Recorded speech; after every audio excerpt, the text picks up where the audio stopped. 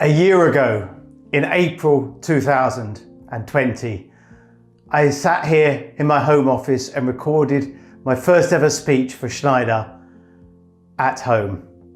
Since then, it's become a routine experience, and 1 year later, I'm still at home. What this pandemic has done to our lives and our working lives and our communities is extraordinary and in many ways tragic.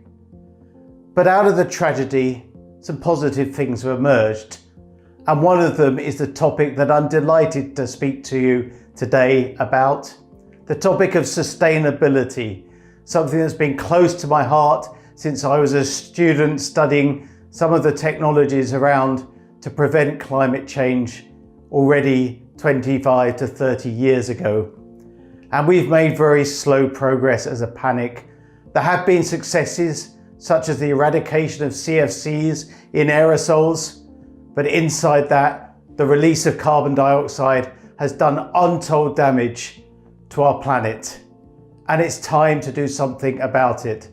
And I very much hope that when the history of the pandemic is written, the world's awakening to the dangers of climate change come out as perhaps the biggest positive from the pandemic. It's the need of our generation to do something, if not to protect our generation, then certainly to protect the generation of our children. It's morally the right thing we should do. This month, the Leaders' Summit on Climate Change took place. We have a new president in the US. Not biased, but let's say thankfully we have a new president in the US. And Joe Biden has committed that by 2030, greenhouse gases in the US will have halved from the 2005 level. China also takes this seriously and has a goal now to be carbon neutral by 2060, if not before. So not only is it morally the right thing for us to do, it's also something your employees, particularly the younger ones, are going to demand you do, and it's something your customers will demand you do. Something remarkable may happen in September of this year, when there's a new election in Germany, a general election in Germany, the fourth largest economy in the world. And it's just possible that a 40-year-old lady, remember lady leaders in the pandemic have done remarkably well in countries like Taiwan and New Zealand, a lady leader called Annalena Baerbock could just possibly become the first green chancellor of Germany, or indeed of any major country in the world. This would be a remarkable result that shows how green issues have risen to the top of the agenda, and is something that we all have to do something about. German Greens have always been a force, or at least for some 30 years have been a force in their politics. And the party has suffered from a huge battle between the fundamentalists and the realists. The new leader, Annalena, is very much of the realists part of the party. And what realism tells you is when protecting the environment, it's important to make small positive steps to keep on improving. The fundamentalists, on the other hand, argue we shouldn't go in cars, we shouldn't go in planes, we shouldn't eat meat, and are almost religious in their call for us to take action against the environment. Their ideals may be laudable, but it's simply not realistic and not a way that most of us want to live. So with realism coming up to the force in the German election, I think it's also important that we put that realism into our message about climate change and what our companies and what the channel should do about it. It's about setting targets for next year, being better next year than last year. And it's great to see the tech industry finally taking this topic really seriously.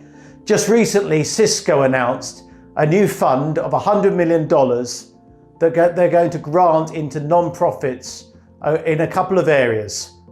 One of them in anything that's innovative and imaginative regarding climate solutions that drive to net zero economies. And the other one in a way was a bit braver. It was to drive community education and engagement around the world to encourage eco-awareness and drive individual habit change. Cisco taking the lead, obviously Schneider too, very much taking a lead on this topic. And the technology industry, although it's not perfect, we consume a lot of energy, we use a lot of hazardous materials in our products, we can very much be a force for change in this realist adoption of get better each and every day, each and every year. The key topic, the number one topic in terms of environmental issues is how do we measure change? What are the criteria to measure? We need industry standards. They are being developed by the likes of the United Nations, but boy, this is a really complicated topic. The United Nations has published a list of something like 140 different indicators to cover the environment, social, economic, and institutional aspects of sustainable development. That's going to be more complicated than doing a financial audit to do an environmental audit. And it's full of political difficulties. Think, for example, about nuclear energy. Nuclear energy is carbon zero, but is it a positive for the environment or not? What do we decide as companies, as leaders, as politicians? Hugely complex topics. The use of gas is clearly far better than the use of coal. But can we applaud a company that switches from coal to gas as doing something that's environmentally sustainable? I suspect not. But most importantly, what we need is a common set of standards that we can implement in every business and report on the results and report on the progress. Because sadly, what we're also seeing is a lot of greenwashing, where companies make nice PR statements about the efforts they're making for the environment, but they haven't really changed much at all. And when I read about the term greenwashing recently, I was reminded very much of cloud washing. Remember how everyone with servers and storage suddenly called them cloud to make it look like they'd changed something, whereas nothing had really changed. Schneider has taken the initiative in this space. It has a climate change advisory service that is helping businesses to understand and reach their climate and sustainability goals. A huge effort is needed by our industry to measure the harm we're doing and the progress we're making, but also then to audit and report on how our company is doing in a set of terms that are well understood. Investment funds are increasingly chasing opportunities in the environment, both those companies involved in innovative tech around the environment, but also those involved in making substantial progress. ESG investment funds are seeing a rush of billions of dollars.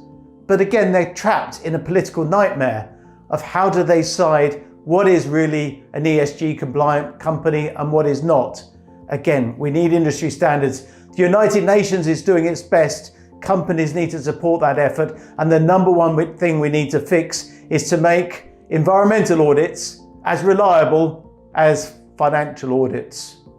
They're not always reliable either, are they? The best positive thing and the change of the president in the United States has meant there's an acceleration of political will around the world regarding the Paris Climate Agreement, a force for good without any doubt. And while the Paris Climate Agreement, it feels like it's been around for ages, it's obviously been very controversial, particularly in the US, it's now accepted by all the major economies. It is now becoming a reality. So what the Paris Climate Agreement is doing is pushing legislation into each of the national governments that makes demands about the environmental goals of the government itself and those companies that supply the governments. And you're going to see over the next 12 to 18 months to 24 months in most of the major economies the need to comply with goals set by the government. If not, you're going to be forbidden for dealing with the government. So the Paris Climate Change Agreement has moved now from a talking shop into a reality. And depending on which country you're in, you're going to need to study the legislation that's coming to make sure you comply and make sure you tell your customers how they should be adhering to this new legislation that's coming very fast in many countries. You will hear a lot of talk about Scope 1. Scope 1 is your own consumption and damage to the environment that you do on site and on your premises, particularly say inside a manufacturing plant. Scope 2 then is the energy you consume, which you source from somewhere else, an electricity provider or a coal provider or a nuclear power provider, or do you get only renewable energy supplied to your plant or to your data center? So you'll hear a lot of talk about Scope 1, the internals, Scope 2, the supply, but often it's Scope 3 that is the biggest source of problems in terms of the environment. And Scope 3 refers to companies' supply chains. And hey, the channel, you're part of this. So what we're going to see is that very large companies tackle their internal issues, tackle their supply of energy issues, and then push their ESG requirements on their partners, both down the chain in terms of the channel and selling to the customer, as well as up the chain in terms of sourcing raw materials and components for whatever they're building. And in this way, the requirement to comply with guidelines and to measure is going to be forced up and down the supply chain. And of course, the supply chain has become more and more topical this year because we're dealing with shortages of semiconductors across the world. We're dealing with some technology transfer bans, particularly between the US and China, affecting Huawei, for example. Then, of course, we had the incident of the Evergreen ship in the Suez Canal, causing chronic delays of some products as they flow from Asia to Europe, and a shift of products from boat to train to try and overcome the blockage.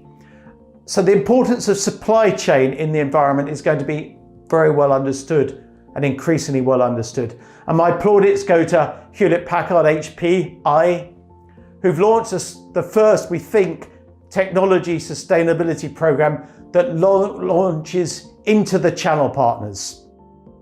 HP has set a goal to achieve net zero emissions, not just internally, but across its whole value chain by 2040.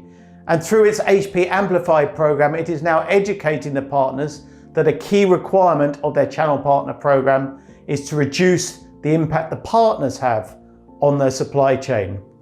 And we're going to see more and more of these programs.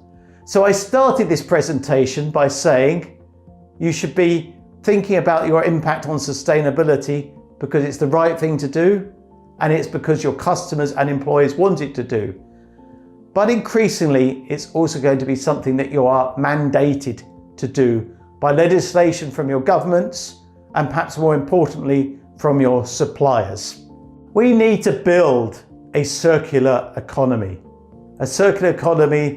that doesn't involve mining of precious materials more than is absolutely necessary. One that builds in recycling from day one when products are designed, not as an afterthought after they've been built. One example of this is in the electricity grid. Again, somewhere Schneider is leading the way. They are leading the way in eliminating the need to use SF6, which is a potent greenhouse gas contained in an electrical equipment, and swapping it with plain air. There are steps every company can make. We need to think about how much electricity is being consumed by technology products. Think TVs, for example, but also servers and storage. Not when they're in use, but when they're not in use, because these items are nearly always in some form of sleep mode and continuing to use considerable power. That's one of the scandals that our industry has been allowed to get away with and can do so much better. For the channel, we need to think better about asset management. Not just what products you sell into a customer, but how long are they going to have a useful life? If it's a notebook PC, maybe 3 years. If it's a phone, maybe only 1 or 2 years. If it's a data center product, maybe 5 years. And then perhaps selling those products with a subscription, or at least a clear agreement that they'll be taken back at end of life. And many of those products taken back at end of life still retain a considerable residual value. They might not be, a bank in Singapore might not buy a 5-year-old server, but I can assure you lots of people in Africa, Latin America and emerging markets around the world will make lots of use for those products. So we are seeing a growth in the second-hand market for goods, one that we expect to continue. Also, because of the shortages of new products, second-hand goods are in more demand than ever before. And savvy companies, Apple certainly leads the way in this, have also realized that if they don't offer device as a service, they should certainly offer a trade-in program so that you get a discount on the shiny new product if you bring your old one back. And then they're able to either to recycle or to resell that as a refurbished piece of kit. We expect trade-in programs to become more and more popular, not just in sexy iPhones, but in everything from storage to servers to networking equipment. So the role of asset management, trade-in schemes and as a service will be something to focus on for the channel partners. But there are more opportunities out there. It used to be that the adoption of renewable energy, solar, wind, onshore or offshore, was something that would only happen when governments provided subsidies, because it was more expensive, the most expensive form of electricity. Well, I'm delighted that technology progress means that now solar power is probably, depending on the country, but probably the cheapest form of electricity. There's been such rapid improvement in the density of solar panels. So the adoption of renewable energy now is no longer about government subsidies. They're not necessary. In fact, the only thing government should be doing is stopping to subsidize fuel, fossil fuels, which still goes on in many countries in the US, but also in places like Brunei, in the Middle East. There's no need for it. And indeed, I think history might show that the subsidization of fuel in the Middle East, where of course they have plenty of it, will actually have been a negative, because it will fail for the Middle East to transfer to new technologies, and they'll fall behind in the technology race into renewables. But there's more we could do to encourage the adoption of renewables, both on an individual scale in our homes, but also in businesses. Governments and local governments should think about when they offer planning permission for a renovation or a new building. I'm thinking in Singapore, for example, where there's many sky-rise buildings, beautiful sky-rise buildings, that shouldn't have been given planning permission unless a certain percentage of the energy was generated by solar. All of those buildings in a sunny country like Singapore, or in Bangkok or KL or many other parts of Asia, should have solar, at least on the roof, but probably on tiles down some of the sides of the building as well. The simple change in planning regulation could cause a revolution in terms of how much power is produced. And so we're going to see a change in renewable energy from government subsidies to consumer pull. Consumers are going to buy a house or an apartment based on the fact that it has solar energy already installed, because that will provide them with cheaper energy and give them a long-term saving. Another area to focus on is the area of efficiency. Yes, in our homes and buildings, but here the data center world has a big role to play.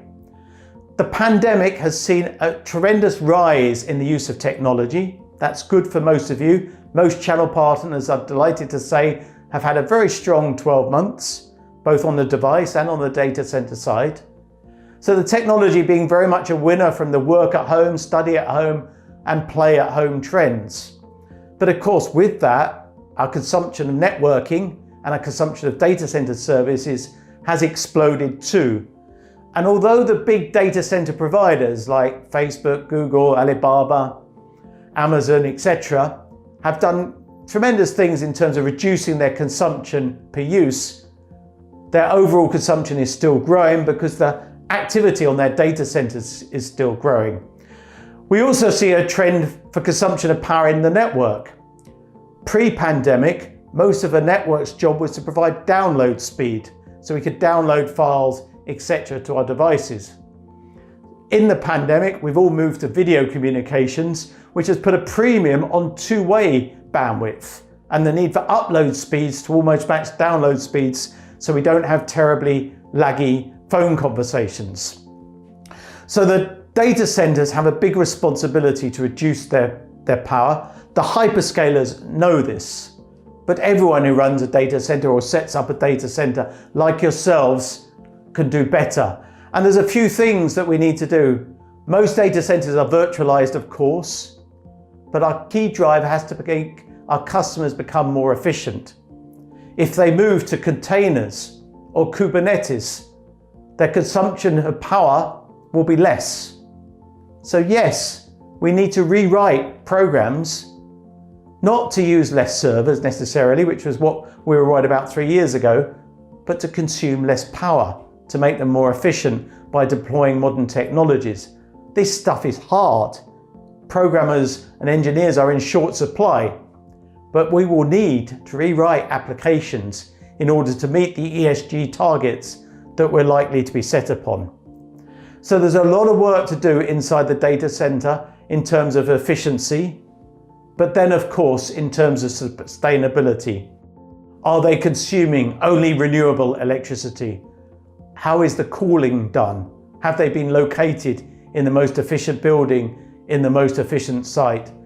And there is lots of work to do because we are, as an industry, a major consumer of power as our use of our industry goes up and up. And when I do a presentation on sustainability, it is also important to talk about the other parts of ESG, the social parts. There are lots of evidence now that those companies who are diverse make better decisions. But I think most of you, this is not a presentation in the US, most of you also probably struggle a bit with diversity. Yes, everyone gets the idea of male versus female. And in the US and in parts of Europe, there's this tremendous guilt about the slave trade, how blacks have been integrated into society and Black Lives Matter, and actually how poorly that's been done. So a lot of the stuff coming out of the US technology industry is very much about black versus white. Of course, in most of the world, it's not a black versus white. It's about the Australians and the Aborigines. It's about in Malaysia, say, the Chinese and the Malays working together. In India, still very difficult for the lower castes to rise up.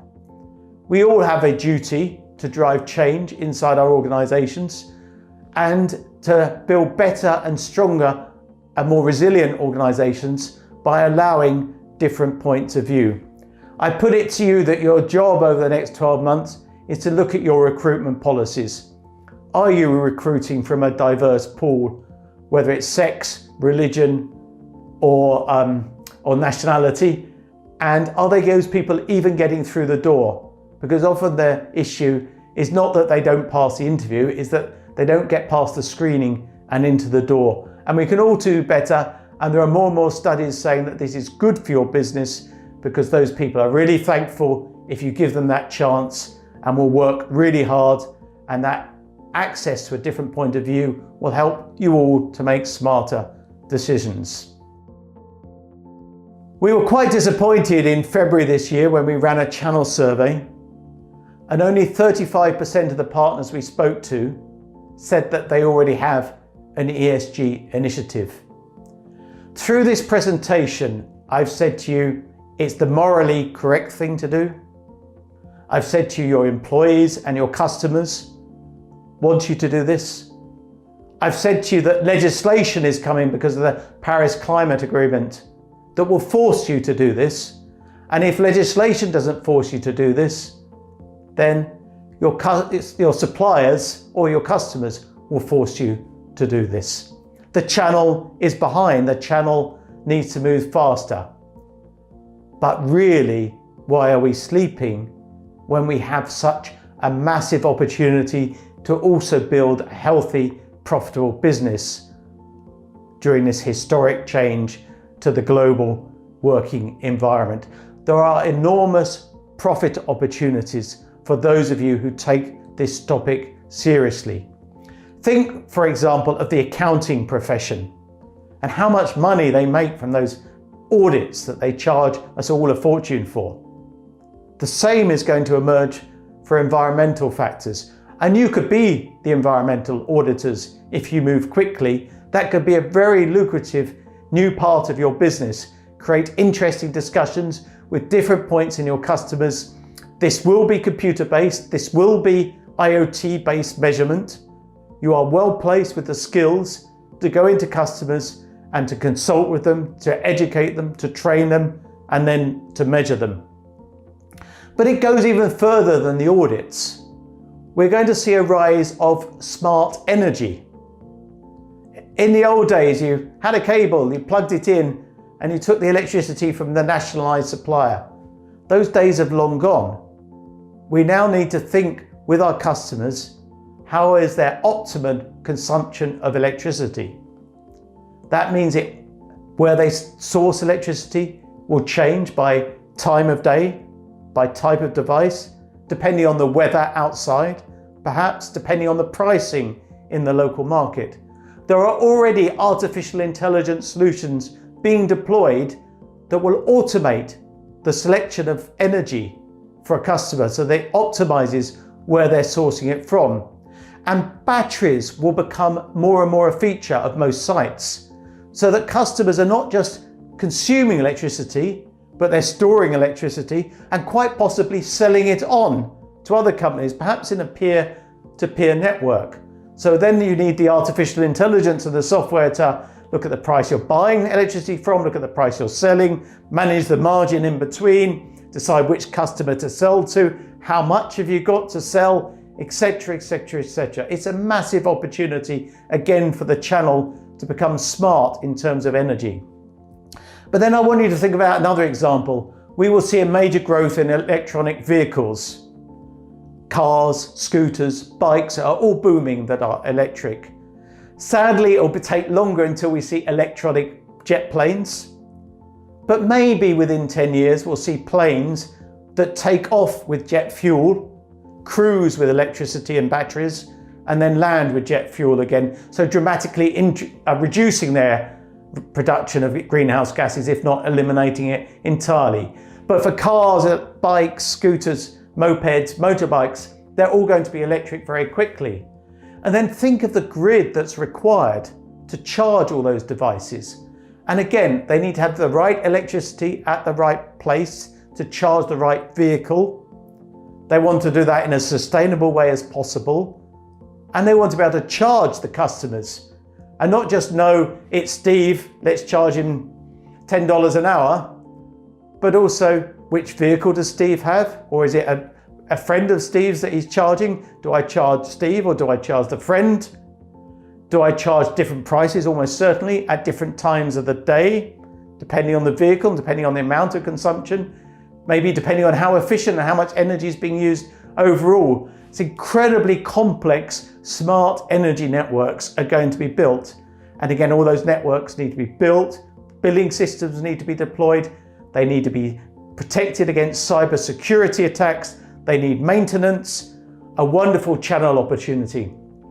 And I put it to each of you that maybe even you'll be selling electric vehicles in the future, maintaining them, securing them, charging them, and managing the finances for them.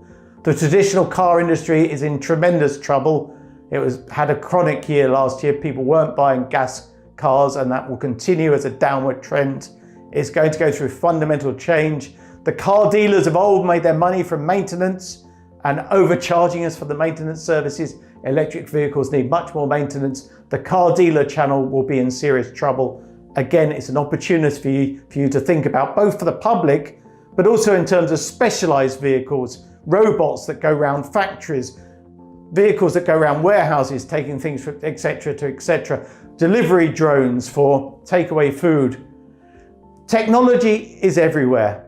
The pandemic has changed how much technology is in use. In homes, in schools, in healthcare, and of course in the business-to-business environment. The opportunities are enormous. Adding sustainability as part of your core competence will open up major new growth opportunities over the next 10 years. It's good for the environment, it's good for your employees, it's good for your customers, it will be good for you. Please take the opportunity to go out there and learn and lead the world in this great new direction.